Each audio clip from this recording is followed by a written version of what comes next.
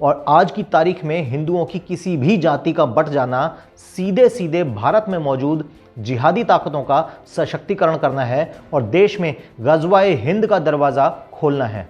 नमस्कार दोस्तों, हॉकफिट न्यूज़ में आप सभी का हार्दिक स्वागत है। आज मेरे पास एक ऐसा पत्र सोशल मीडिया से मुझे प्राप्त हुआ है जो कि कुछ बहुत बड़े खुलासे करता है, साथ ही साथ उत्तर प्रदेश में आने वाले चुनावों के लेकर एक दिशा बदलने का काम करता है। ये आरएलडी समर्थक जाटों के नाम पर एक खुला पत्र है। आज जब यूपी चुनाव के दौर में है तो बहुत सारे लोगों से ये बात सुनी जा रही है कि जाट वोट बट जाएगा और 2017 की तरह का एक मुश्त जाट वोट अब बीजेपी को नहीं मिलने जा रहा है।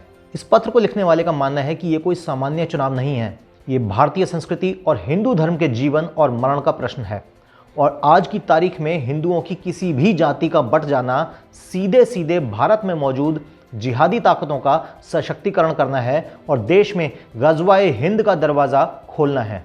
उत्तर प्रदेश में 20 से 25% मुसलमान हैं और वेस्ट बंगाल में 25 से भी ज़्यादा परसेंट के करीब मुसलमान आबादी मानी जाती है।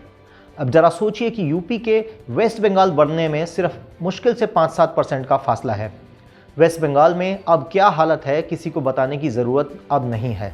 जुम्मे के दिन पूरा बंगाल रेंगने लगता है क्योंकि सड़कों पर नमाज़ें पढ़ी जाती हैं और कानून व्यवस्था का बागडोर भी एक मुसलमान दारोगाओं के हाथ में आ चुकी है क्योंकि ममता ने ओबीसी कोटे से मुस्लिमों की जमकर भर्तियां कर दी हैं, जिसके कारण वहां का एक डेमोग्राफिक प्रोपोर्शन बिगड़ रहा है। अगर आप यूपी में आरएलडी को वोट करोगे तो आप एक मुसलमान परस्त सरकार चुने जाने के लिए वोट करोगे। जिस सरकार को जिहादी अपने वोट से बनवाता है उस सरकार से अपने वोट की पूरी कीमत जिहादी वसूलता है। वो लव जिहाद करेगा, लड़कियों से छेड़खानी करेगा, रोकने पर आपके बच्चों को चाकुओं से गोदने की बात करेगा और तब लखनऊ में बैठा हुआ कोई आज़म खान सरीखा आपको इंसाफ भी नहीं मिलने देगा। आप जिस जाट प्राइड की बात करते हो, जाटों के स्वाभिमान की बात करते हो, लेकिन क्या जाटों का स्वाभिमान उस वक्त आहत नहीं हुआ था जब साल 2013 में मुजफ्फरनगर के कवाल में जाट लड़की के साथ छेड़खानी हुई और विरोध करने पर उसके भाई का कत्ल कर दिया और उसके टुकड़े टुकड़े करके रेलवे ट्रैक के पास फेंक दिए गए। जब ये सब हो रहा था तब जयंत सिंह और उनके पिता अपने मुस्लिम वोट बैंक की चिंता कर रहे थे। जब जाटों के सम्मान की बात आई तो चौधरी जयंत सिंह और चौधरी अजीत सिंह सामने क्यों नहीं आए? क्या अपनी बेटी की सुरक्षा करना जाट प्राइड नहीं है? हम सम्मान करते हैं आपके लीडर्स का, लेकिन दुख के साथ ही कहना होगा कि आरएलडी यानी कि राष्ट्रीय लोक दल की फर्स्ट फैमिली ने अपने पॉलिटिकल प्राइड को तरजीह दी, लेकिन उस जाट बेटी के प्राइड को वो प्राथमिकता क्यों नहीं दी जो कि दी जानी चाहिए थी? उस वक्त प्रतिकार के लिए कुछ ऐसे जाट लीडर पैदा हुए जो किसी पॉलिटिकल राज परिवार में पैदा नहीं हुए थे। बालियान की बात करें, सुरेश राणा की बात करें, इन लोगों ने जाट प्राइड की लड़ाई लड़ी और आज क्या आप उनको समर्थन नहीं करोगे जिन्होंने उस वक्त मुजफ्फरनगर के दंगों के गंभीर समय पर आपकी सुरक्षा करी? किस हिंदू मुस्लिम एकता पर आप गर्व करते हो? अभी ज़्यादा दिन नहीं हुए हैं, 300 साल ही बीते होंगे तकरीबन जब अब्दाली ने जाटों के सिरों की कीमत लगा दी थी। 2-2 आने में मथुरा के हिंदुओं के सिर जब अब्दाली की सेना काट रही थी तब कौन सी हिंदू मुस्लिम एकता की बुनियाद वहाँ पर रखी जा रही थी, आप मुझे बता सकते हैं?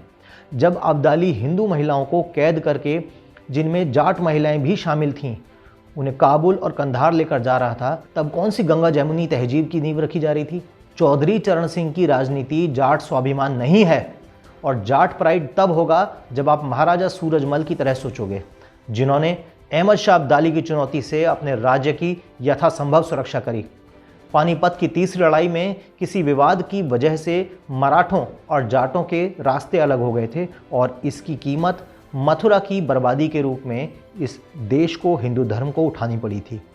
लेकिन आपसे अपील है कि अब हिंदूवादी ताकतों से आप अपने रास्तों को अलग मत कीजिए, वरना आज नहीं तो कल फिर पानीपत झेलना पड़ेगा, फिर किसी अफगानी सुलेमानी के हाथों उत्तर भारत को नेस्तनाबूद होना पड़ेगा और फिर किसी काबुल कंधार के बाज़ार में, बल्कि ये कहें कि यहीं दिल्ली के बाज़ारों में हिंदू महिलाओं की परेड होगी। अब जैन सिंह किसी गुलाम मोहम्मद जौला के मंच पे जाके पैर छू लेते हैं, तब जाट प्राइड तब होता है जब पंजाब के महाराजा जट सिख रणजीत सिंह काबुल फतेह कर लेते हैं, उसे कहते हैं जाट प्राइड, उसे जाट स्वाभिमान कहते हैं। जाट प्राइड तब होता है जब दारा सिंह रामायण में हनुमान बनते हैं, जय श्री राम का नारा लगाते हैं और पूरा देश जय श्री राम का नारा लगाता है और उसी आंदोलन से आज अयोध्या में भी श्री राम मंदिर का निर्माण होता है। ये होता है जाट प्राइड। राष्ट्रीय लोकदल का समर्थन कर रहे जाट बंधुओं, आपसे ये कहना चाहता हूँ कि आप जिसे जाट प्राइड समझ रहे हैं, दरअसल वो एक फैमिली का पर्सनल प्राइड है। आप हिंदू धर्म के प्राइड के लिए जिस दिन लड़ना शुरू कर देंगे, आप ये बात देखना कि पूरा हिंदुस्तान जाट प्राइड में अपना प्राइड समझेगा। आप अपना वोट मत बंटने देना, राम मंदिर और हिंदुत्व के नाम पर अपना वोट डालना। योगी जी की कोई फैमिली नहीं है। आपको पता है कि आप ही योगी जी की असली फैमिली हैं, यानी इस देश का बच्चा बच्चा, उत्तर प्रदेश का बच्चा बच्चा, एक एक नागरिक उत्तर प्रदेश के मुख्यमंत्री योगी आदित्यनाथ का परिवार है। इसी के साथ कर्नाटक से वो खबर जो सोशल मीडिया पर इस समय बेहद तेज़ी से वायरल हो रही है। दरअसल कर्नाटक के उडुपी में स्थित पीयू कॉलेज में हिजाब पहनकर क्लास में बैठने की जिद करने वाली मुस्लिम लड़कियों के लिए कॉलेज ने एक बड़ा निर्णय लिया है। इस निर्णय के अनुसार हिजाब पहनने वाली लड़कियों को कॉलेज प्रशासन की ओर से एक अलग कमरा दिया जाएगा जहां पर वो बैठ सकेंगी, लेकिन क्लास में एंट्री उन्हें तभी मिलेगी जब वो अपने हिजाब को उतारेंगी और तय यूनिफॉर्म में क्लास अटेंड करेंगी। पीयू कॉलेज डेवलपमेंट कमेटी के प्रवक्ता मोहनदास शिनॉय ने मीडिया कर्मियों को यह बताया कि 135 साल पुराना यह कॉलेज अब एक बेवजह के विवाद के कारण और बदनाम नहीं होना चाहता। जो मुस्लिम लड़कियां हिजाब पहनकर क्लास में बैठने के लिए बाहर प्रदर्शन कर रही हैं, उन्हें एक अलग कमरा दिया जाएगा, मगर क्लासरूम में एंट्री उन्हें तभी मिलेगी जब वो अपने हेड स्कार्फ उतारकर घुसेंगी। कमेटी प्रवक्ता शिनॉय ने अभिभावकों से इस दौरान अपील करी कि वो लोग अपने दायित्वों का पालन करते हुए कॉलेज प्रशासन का समर्थन करें और छात्र भी कॉलेज द्वारा निर्धारित किए गए यूनिफॉर्म कोड का पालन करें। ध्यान देने बात योग्य ये है कि कर्नाटक के उडुपी में स्थित कॉलेज में शुरू हुए हिजाब विवाद के बाद से पीयू कॉलेज लगातार चर्चा में बना हुआ है। कल तो वहां मुश्किल से पुलिस ने 2 संदिग्धों को गिरफ्तार भी किया था। इनकी पहचान रजाब और हाजी अब्दुल मजीद बताई गई थी। पुलिस ने इन दोनों के पास से हथियार तक बरामद किए थे, यानी एक बड़ी साजिश को वहां पर अंजाम देने की कोशिश थी। इन संदिग्धों को गिरफ्तार किया गया है। आपको बता दें कि कर्नाटक के उडुपी के स्कूल से शुरू हुआ यह हिजाब विवाद पूरे कर्नाटक में अब फैल चुका है। 3 फरवरी की सुबह कर्नाटक के उडुपी जिले के कुंडापुर के भंडारकर कॉलेज में हिजाब पहनी 20 से अधिक छात्राओं को कॉलेज में प्रवेश करने से रोक दिया गया था। पीयू कॉलेज का ये मामला सबसे पहले 2 जनवरी 2022 को सामने आया था, जब 6 मुस्लिम छात्राएं क्लासरूम के भीतर हिजाब पहनने पर अड़ गई थीं। अजीब सी बात यह है कि इस घटना से 2 महीने पहले ही उडुपी में मुस्लिमों ने हिंदुओं का बहिष्कार किया था।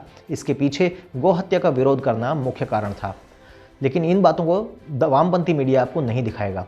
आपको बता दें कि लगातार इस तरीके के मामले अब देश में आ रहे हैं। एक ध्रुवीकरण हो रहा है जो कहीं ना कहीं देश के स्वास्थ्य के लिए अच्छा नहीं है। लेकिन लोगों को इस समय ये सोचना होगा कि जो लोग इस देश के ऊपर अफगानिस्तान के तालिबान जैसी मानसिकता थोपना चाहते हैं, अब उन लोगों का और उस मानसिकता का भारत के युवाओं को पूरी तरह बहिष्कार करना पड़ेगा। रिपोर्ट्स के अनुसार 1 अक्टूबर 2021 को हिंदू जागरण मंच द्वारा तालुक के गंगोली में मवेशी चोरी और गोहत्या के खिलाफ बड़े पैमाने पर विरोध प्रदर्शन किया गया था। प्रदर्शन में मछुआरे, मछली विक्रेता और महिलाओं समेत हजारों लोगों ने हिस्सा लिया था। इसके बाद क्षेत्र में रहने वाले मुस्लिमों ने गंगोली बाजार में हिंदुओं से मछली खरीद का बहिष्कार किया था और कुछ महीने बाद कॉलेज से जुड़ा ये विवाद शुरू हो गया। अब कॉलेज में हिजाब पहनने की मांग करने वाली लड़कियों के विरोध में हिंदू लड़कियां भी भगवा स्कार्फ पहनकर स्कूल में आती दिखाई दी। उन्होंने सवाल किया कि जब हिजाब पहना जा सकता है तो फिर भगवा स्कार्फ क्यों नहीं पहना जा सकता। अगर आपको भी ये खबरें पसंद आई हों तो हमारे चैनल को सब्सक्राइब कीजिए और बेल आइकन जरूर दबाएं। अभी के लिए केवल इतना ही। जय हिंद, जय भारत, नमस्कार।